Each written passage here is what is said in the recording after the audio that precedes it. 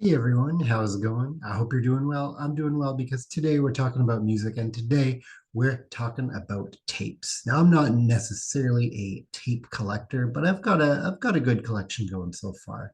Now the reason I wanted to make this video is because even though I very recently did an April 2024 kind of music pickups video, I've gotten a few little things since then, but not really enough to make an entirely different video, but one of them is a tape. So I thought, well, I'll show off that recent pickup and then I'll just kind of go through the tapes I do have so far so we can get, see where we're going, see where we're going with our lives in terms of tape collecting. So let's start with the most recent acquisition. This is the eighth studio album, I think, from this artist, Elvis Costello and the Attractions, Punch the Clock. Elvis Costello, one of those artists I've always wanted to get into, but never gotten around to kind of picking up any full albums. But I always enjoy, on streaming whenever Elvis Costello songs pop up. And obviously, I do know the hits. So, I Write the Book was the big hit from this album. And yeah, I just found it recently and thought I'd pick it up, give it a shot. Weird for the eighth album by someone to be your first, but hey, here we go. All right, now let's go through the collection so far proper. So I've kind of just chunked them out. It starts with an order and then it becomes pure chaos. But the first bit I like to, it's the CanCon chunk. For those of you who don't know, CanCon is short for Canadian content. So we have specific, they still exist today, specific broadcasting rules up here in Canada, meaning, a radio station or something like Much Music, which is our version of MTV. They had a requirement to have a certain amount of Canadian content on within any given time frame or on any given product. It doesn't specifically mean that the band is from Canada. People found ways to have a songwriter from Canada, have the album produced in Canada, whatever. There's ways around that, but you'll see what I mean. So we're going to start Loverboy from, I think, Vancouver, actually, British Columbia. This is their debut album, that cool Chromium Dioxide. Fun album, not their best, but actually a really strong debut. Next, though, we're going to get into the one with the hits. I think everyone knows this is Get Lucky, their follow-up. Working for the Weekend, is that, I better get that right. Is working, yeah, Working for the Weekend. That's on there. It's their follow-up there. Put that one back. Now we're getting into some real classics. This is Canned Wheat by the Guess Who. Maybe this album specifically not one of their classics, but it does have a version of Undone on here, which is a lot of fun. They kind of redo that song later, but a good version on here. And Laughing and No Time were the other big hits from this album. Fantastic release. Now we'll go with, which one is this? Maybe You Should Drive by the Barenaked Ladies. Again, I'm under the impression Barenaked Ladies is one of those bands that, massive within Canada, but not so much outside. I could be wrong. I mean, their big hit, One Week, I believe, was kind of a big international thing. They're also well known more recently doing the theme song for The Big Bang Theory. This is a really good album. It's a little more quieter, a little more kind of leaning into their folk aspects, but it's a really good one. Jane is a really nice song on that one. And as These Apples is another nice one here. This is a good tape album. This is a great road trip album on tape. This is Road Apples, talking about apples by the Tragically Hip. Fantastic album. Easily in my top three from the band. Little Bones, Twist My Arms, so good. Long Time Running, a classic. Three Pistols, like this, just a great album. Great album. Maybe not my favorite from the band, but top three easy. Fantastic. Next, I think I've shown some of these off before, but we have three by the same artist. So maybe, I guess we should put them in order of release. We start with Allied Forces by Triumph. Great album, great album. Of the three albums I have, actually, I got it wrong. Allied Forces should be in the middle. Progression of Power, I believe, was the first, which I think out of the three that I have, my favorite. And then the most recent acquisition is Never Surrender. Like that art. Kind of Canadian, hard rock, metal, maybe metal, certainly hard rock for sure. Okay, that was the ordered section. Now, some of this I do have ordered in terms of bands, but otherwise this is just mayhem. So I'll just kind of pick things and we'll get through them. These are some albums that I have not heard. That's a lie. this top one I have not heard. This is Press to Play by Paul McCartney.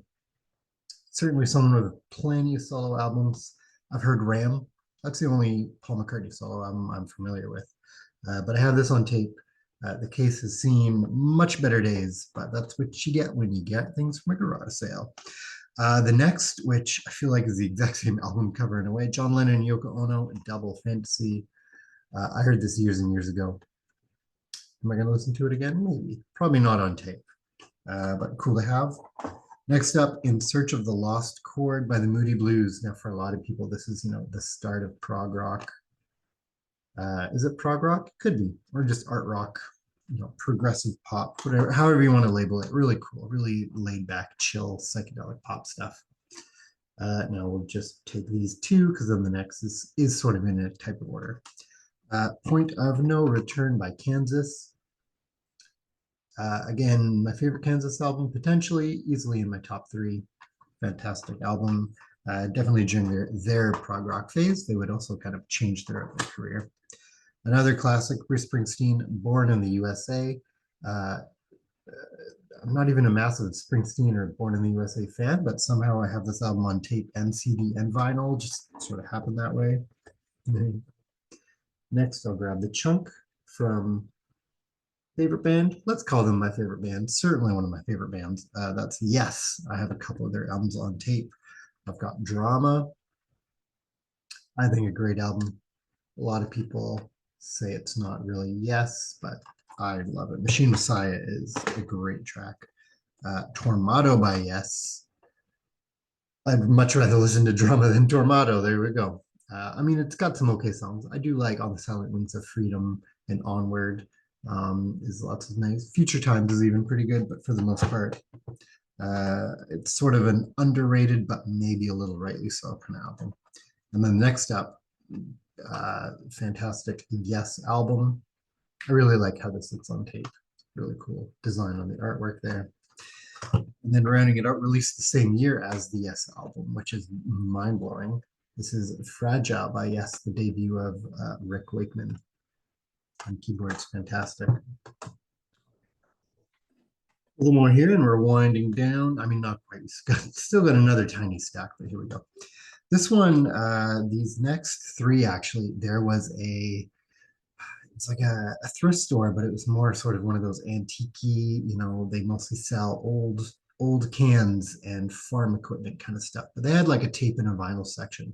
And I also picked up a record for a really great deal, but they had these tapes that were, I think they were like $2 anyway. And because they were closing down, everything was 75% off. And so I just grabbed like a bunch of tapes and some other records. And there's some other stuff I picked up and like, yeah, let's just call it $5 for everything. So if you broke these down, maybe I paid like a quarter or 50 cents for these. Red Octopus by Jefferson Starship. Again, a band I don't really know too much about. Obviously, I know some of their hits, but I figured it's a quarter, pick it up. And then this is a classic. This is, I really like the sticker, the great CBS sticker on this too. CCR, self-titled. We'll show off that sticker. We have the product of CBS sticker on the back. That's still on there. Someone kept that. That's great. Love that. Great album, great album. Next one, an album I've kind of listened to a little bit. A reggae artist that very influential, has a lot of great music, but like a lot of reggae artists into the 80s, kind of went for that over synthesized pop sound and kind of loses the mark, doesn't hit the mark.